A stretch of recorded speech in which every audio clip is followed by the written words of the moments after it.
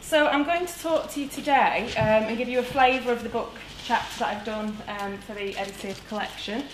I will focus on my research that used email interviewing as a way of generating data with my participants in my PhD research. So, as an overview, a summary really, email interviewing offers a really inexpensive and convenient method of generating what I would consider in-depth qualitative data. So I'll show you some data later and you'll get a sense of the richness that you can get from using emails to interview people. I am drawing on my own research, as I said, so I used email interviews in a qualitative mixed method study of what I say are older music fans, because they're only 30 and above, and now I'm 30 and above, I'll put it that way. I do older in inverted commas, because obviously I'm not old. They range the participants from 30 to in their 60s, so they weren't the elderly, but sort of middle-aged music fans. I'm going to focus very much on how the method works in practice. So this is a bit of a how-to guide, really, hopefully accessible. And I will reflect later on some of the differences between the written and the spoken in terms of data collection, because I thought that was quite an interesting aspect of email interviewing. I'll also think about the advantages, the disadvantages, some of the pitfalls that we can experience if we use email to collect data. Okay, so my research. My PhD was about popular music in the life course, so it looked at how ageing impacts on people's involvement in music scenes. I explored the significance, the importance of music, the meaning of it, how people socially use music and fandom long term as they grow older, as their life develops. As I said, it's mixed methods, so I don't think I'd have got the funding I got back in 2005, not in Tory Britain. I think I was really lucky. I went to gigs and did participant observation. I went to festivals, soul weekenders. Yeah, I don't think this would get funding now. It was a lot of hard work, that PhD. Face-to-face and email interviews were conducted alongside the observation that I conducted. So I decided to do 3 case studies for the research. 3 distinct music scenes were chosen. So I looked at Northern Soul. The image there represents Northern Soul, quite a classic image. If you're not familiar with Northern Soul, do Google it. It's quite a fascinating scene that began in the 1960s, still going today. People think of it as quite a historic scene, but it does still go on today. Rock music, obviously a broad category, so I looked at older rockers, ageing rockers. And then electronic dance music, which is quite an academic term for clubbing, people that go clubbing, raving, in their middle age. So you might think about, the old guy with his top off on the dance floor, giving it some, or at a festival. They're the kind of people that I interviewed and spoke with for the research. So I did use the internet in 2 ways for the research. One was to recruit participants. So I used message boards that we've already discussed a little bit this morning, online forums, and I also used it to collect data. So I had 2 types of data generated via the internet. One was email interviews, the focus of today, and the other was online discussion forums, message boards, that I think David is going to talk about later, and Brendan has touched upon a little bit already this morning. Now, I decided to include email interviews because people were turning me down for face-to-face interviews. I decided I would offer, when I did a bit of a pilot study, people didn't want to meet me. I didn't do interviews inside the music space, by the way. I would speak to people at gigs during participant observation, at clubs, and say, will you meet me?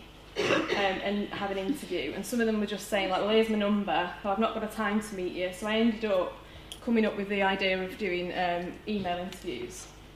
Now, email was favoured by the vast majority of respondents, so 55 out of 70 interviews that took place were done over email. Then that was because participants liked the fact that it was unobtrusive, it was flexible, it was convenient, for the participant to conduct the interview in their own time.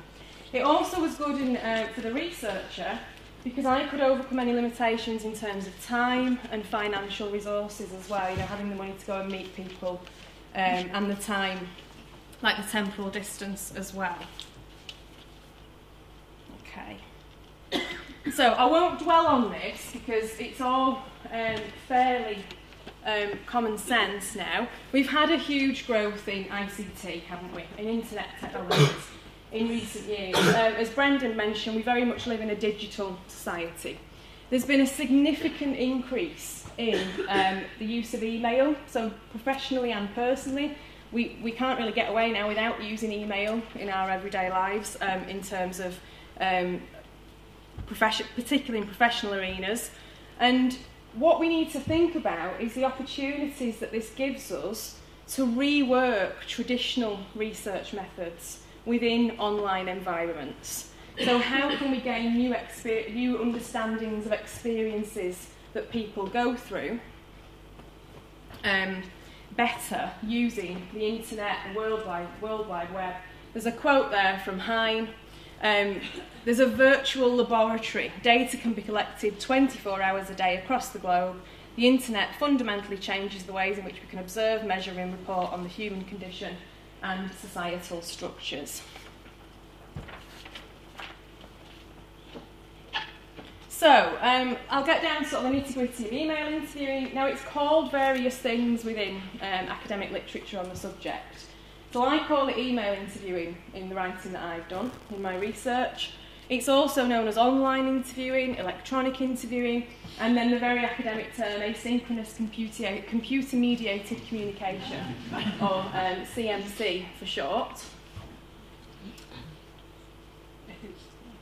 There are two main styles that you can use in email interviewing. The first one is asynchronous, and that's what I used. So it wasn't in real time. I would send the respondent questions or a question, and then they would respond at their own time, in their own convenience, at their own pace. Synchronous is a bit more like doing a Skype interview or using a messenger tool. So that's in real time. You log on at a mutually convenient time and email each other that way. So with asynchronous interviews, the time frame is stretched out. As a researcher, you might be, or would be likely, that you're having multiple interviews running simultaneously. So you might want to think about sort of the practicalities of that. You also need to think about the time in terms of it's quite a lot of investment on behalf of the researcher, reading responses, thinking about the next questions you want to send, the fact that you might want to pose further questions, and it might involve more than just a typical 1.5 hour face-to-face interview in terms of the time that you're investing. So the advantages, very much from a researcher perspective, the convenience. So they were efficient, they were cost-effective and very convenient in terms of generating rich, detailed data. They were very flexible. They might be more willing for people to be interviewed because they don't have to attend physically a face-to-face interview. You've got a reduced impact of time, space, travel, and you've also got time to reflect in terms of the data gathering process. Now, for participants, there was the convenience, the flexibility, but there's also a sense of anonymity that I'll go on to in a little bit more depth in a moment. So in a bit like with the online discussion support forums we heard about, the participant can have some control over telling their own story. So they get to think about, carefully consider what they're writing. They have a potential to edit and revise and really carefully think about the story that they're telling. They can really reflect in terms of sending a response. Obviously that has a lot of implications for the kind of data that's generated, and that's one of the things about the differences in the oral and the written in terms of the data that you get.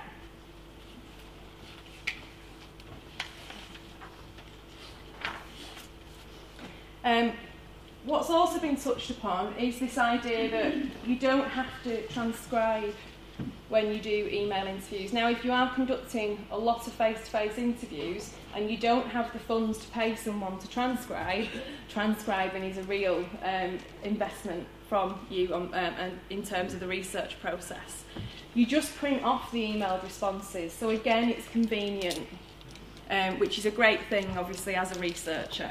It also gives you more time to actually do the data collection and analyse it, because you're not having to worry about the time invested in transcription. You can avoid some of the disadvantages or pitfalls, if you like, in transcription. So not hearing the audio recording correctly, some of the ambiguity you can get with that. And also, the data that's produced is exactly that's produced in the interview process. So there's an argument that email transcripts can be more accurate because it's not your interpretation of what you can hear on a recording. Now, one of the really interesting things, I think, with email interviewing is this idea of someone being behind the computer screen and not actually seeing you face to face, and what that means in terms of the participants' feelings and emotions and what they tell you, so the kind of data that you get.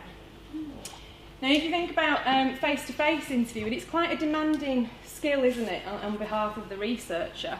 It's especially challenging if you're an inexperienced researcher or you're nervous, and especially around sensitive topics as well. So you get away a bit from that with email interviews, because you're sending some questions and you've not got the nerves that you might feel in a face-to-face setting.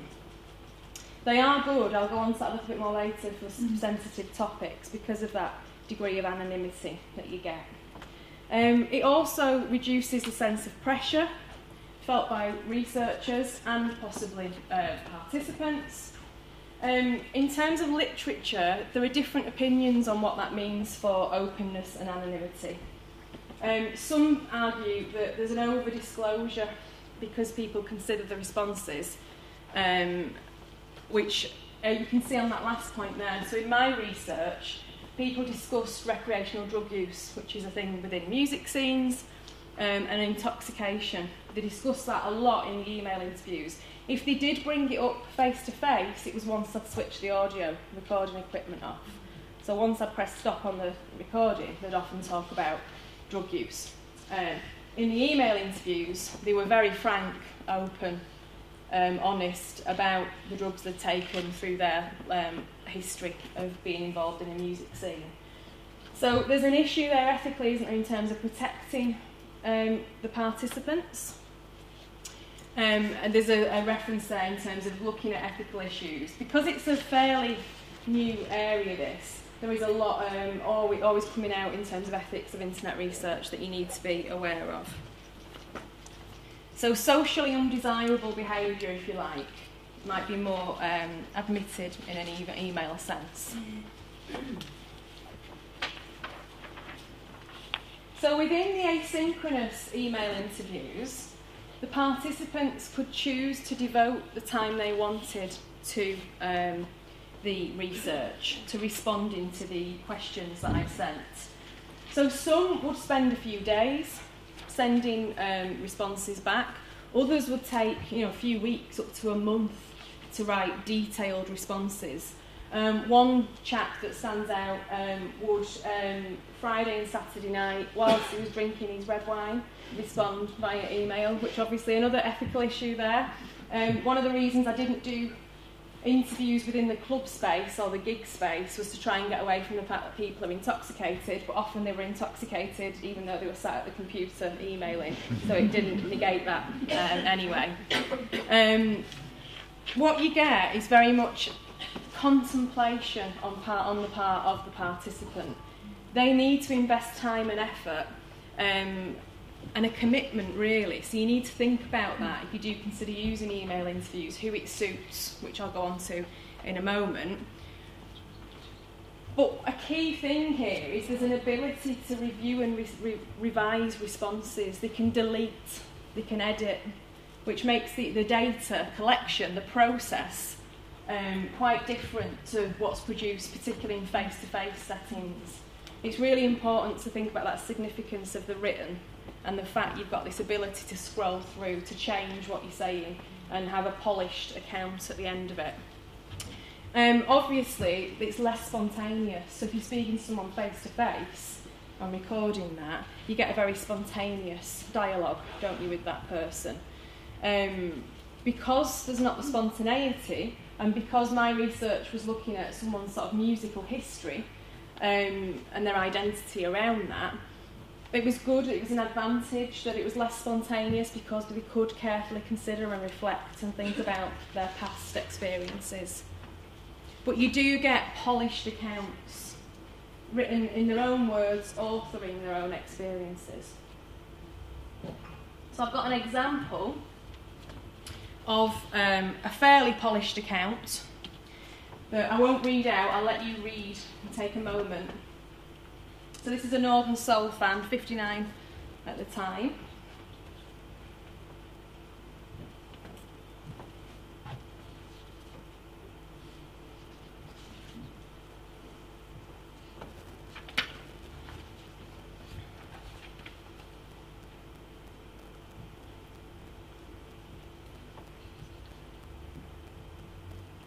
I hope everyone can see it, some people are moving like that.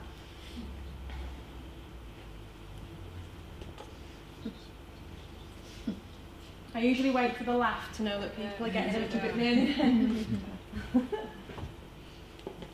So that is a male 59-year-old Northern Soul fan. And what I hope you get a sense of there is that the richness and the polished nature of that data that is different in terms of that is very much a written account rather than what someone would say. There aren't obviously the breaks, the pauses that you'd get face to face. It does have a conversational tone, there are some slang words in there, but it is carefully structured.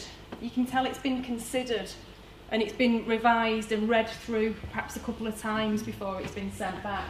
And this was the participant that took up to a month to send back responses, and I got some really detailed data from him. So he's really thoughtfully reflecting there on the part that music's played in his life. You also get a sense of the articulate nature as well of emailed data. It's obviously driven by the participant's agenda. There's no interruptions from the researcher that you get in face-to-face interviewing. Obviously, good face-to-face interviewing, you want minimal interruption. But the first face-to-face interview I ever did, which was when I was doing my masters, I realised I could hear me more than the actual participant saying, and I realised that then I had to revise my own techniques in terms of face-to-face interviewing. You've got the presence of the researcher there in a sense because you're asking questions, but it's very much driven by the participant themselves.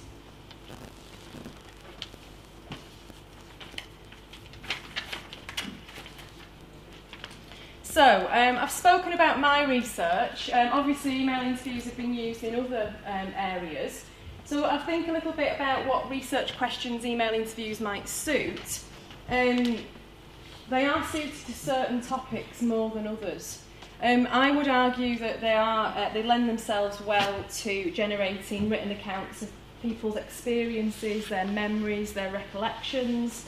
They were very well suited to my research because I was asking people to recollect long-term involvement in a particular scene. So some people have got like 30-year history that they were relaying. You can also think about research questions around perceptions, experiences, sensitive topics, how meaning might be experienced or constructed. There are examples here: the grieving process in Czech women following perinatal loss, associations between seeking sex through the internet and HIV transmission risk, the construction of academic identities. So that hopefully gives you a broad idea there of some of the research that's been done. The key thing, you've got access to geographically dispersed groups. So they can be from global, can't they, in terms of it being email. Also, groups that might not want to participate in traditional face-to-face research for various, or unable to, for various reasons, be it practical, shyness, or things that are illegal or socially sanctioned activities. Some other examples there: people experiencing certain circumstances or similar interests, so the information-seeking process of social scientists, or the experiences of young people with cerebral palsy. The references are all at the end of the slides if anyone wants to follow any of these up. In terms of the practicalities of conducting email interviews, you need to think about methodological issues. So will the method produce a kind of data that's appropriate for your research question? Have you got enough time to collect data that way? You also need to think about who you're doing research with. So do the people feel comfortable writing accounts? Have they got the time to devote to lengthy descriptions? Are you favouring more articulate people? Will people not want to participate because you're asking them to sit at a computer and write? Is it more suited to young participants? Now, there's evidence suggests that the internet and email is used by a wide variety of age ranges, but statistically it is younger people that do use the internet more. So you've also got to think about access in a practical sense, but also feeling confident using computers. So it's really important to consider who the group is that you're doing the research with, who the people are, their background, and whether it's an appropriate tool. Now I'll quite quickly go through some of the ethical issues because I'm conscious of time. So, as always, you should always work within ethical frameworks. Think about funding body policies, institutional ones, in terms of confidentiality and online research. The BPS are good on ethical guidance for internet-mediated research. You can think about private nature of email, so you're not extracting data from public forums, which raises ethical issues, which we had some questions about earlier. Emails are relatively private. You've got to protect participants. So there isn't an anonymity, but there's hacking IP addresses. So you can't consider it a truly anonymous method. So you've got to think about that protection issue. There's a link there to the Association of Internet Researchers, which is a great resource. In terms of disadvantages, there is a real dependence on access and reliable technology, competence on behalf of the participant, a willingness. Technology can fail, it can crash, and a key issue is to back up data. You also need to think about now, when I was doing the research, smartphones weren't a thing, so it was all done on laptops and iPads. It was that long ago I did my PhD. I'm still publishing from it though, which is good. It shows how these things go on and on. Smartphones, tablets, PCs, it's multimodal, isn't it? You've got to have flexible time frames, and another issue is the fact that participants can lose interest, so they can just stop emailing you back. So you need to think about building rapport, the fact that you don't meet them face to face. How do you do that over email and set expectations? So can you email me back within a week or two, that type of thing.